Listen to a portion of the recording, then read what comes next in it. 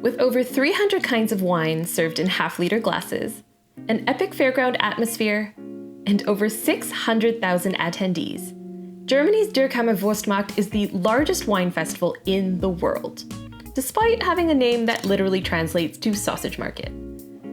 And if you're wondering how that came to be, or what this epic celebration of wine is like, then keep watching. In today's video, we are going on a virtual tour to the best festival you've never heard of.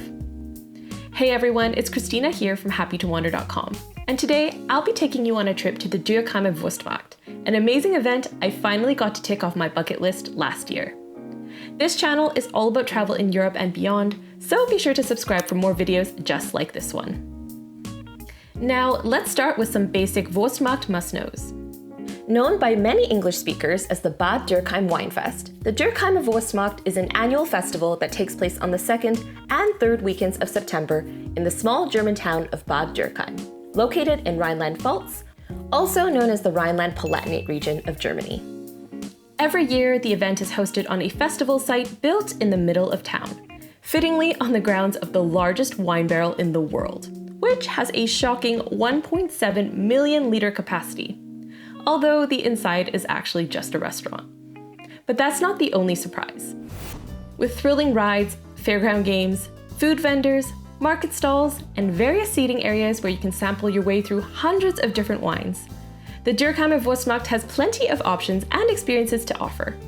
It's truly one of the most fun and unique events I've ever been to, and the best part is there's zero admission fee. At the heart of the festival are 36 Schubkarchstände, covered seating areas with really narrow wooden benches and tables packed closely together, usually sponsored by different associations or wineries. Elsewhere on the grounds, you'll also find some covered tents with wider benches and tables, as well as a classy Weindorf or wine village, with real tables and chairs for a more dignified wine festival experience. And of course, for people who aren't into wine, there are other wine-free options as well, including a few different beer gardens, and some stalls selling cocktails and spirits. But with all those basics covered, now you might be wondering, how did a so-called sausage market come to be the world's largest wine festival? Well, here's a brief history. You see, even as early as 1155, evidence suggests that there has been a sanctuary dedicated to Saint Michael on top of a hill in present-day Bad Dürkheim. With time, it became a popular place for pilgrims to go, specifically on St. Michael's Day, which falls on September 29th.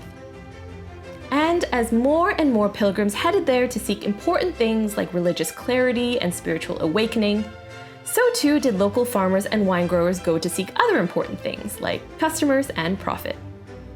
It is said that local producers began to lug their wares with wheelbarrows over to the pilgrims, selling enticing treats like wine, sausages, and bread.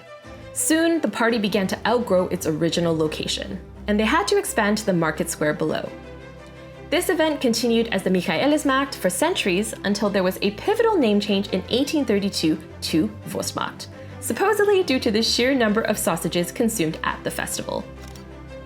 Over the years, the event has become more of a celebration of local vineyards and wine than simply sausages, but the name has endured, hence why the world's largest wine festival is known in German as Sausage Market.